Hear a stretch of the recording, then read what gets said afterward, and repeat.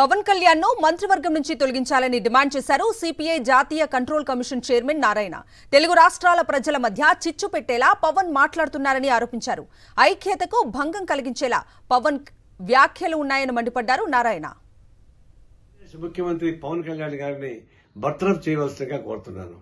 వారి వల్ల తెలుగు ప్రజల ఐక్యత చెడిపోయే ప్రమాదం ఉంది. ఒకవైపున తెలుగు ప్రజానీకం భౌగోళికంగా విడిపోయారు తప్ప శారీరకంగా కానీ శత్రుత్వం కానీ లేదు. రేవంత్ రెడ్డి ముఖ్యమంత్రిగా ఉంటూ వాళ్ళ కూతుర్ని భీమవరంలో ఇచ్చాడు ఆంధ్ర ప్రాంతానికి. అంటే లేవు కదా. ఆయన గతంలో చేగువేరా డ్రెస్ వేసుకుని తిరిగాడు, విప్లవాది అనుకున్నాడు, మంచిది. ఆడేసి మారాడు. మరి ఇప్పుడు సావర్కర్ శిష్యుగా మారాడు. సనాతన ధర్మను పూజిస్తా ఉన్నాడు. పూజించుకునేయండి.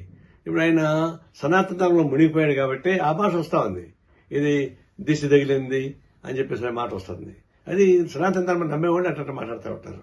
ఇప్పుడు ఆయన స్వేచ్ఛగా తిరగమని చెప్పండి, సనాతన ధర్మాన్ని పూజాల్సిన తిరగమని చెప్పండి, గుళ్ళు తిరగమని చెప్పండి, హాయిగా ఉంటుంది, ఆయనకు మంచిది. అదే కానీ రాజకీయ నాయకుడు కానీ తగడు ఉప ముఖ్యమంత్రిగా ఉంటే రాష్ట్ర ప్రజలకు ఉపయోగపడదు కాబట్టి తక్షణం వారిని బర్తరఫ్ చేయవలసిందిగా కోరుతా ఉన్నాను.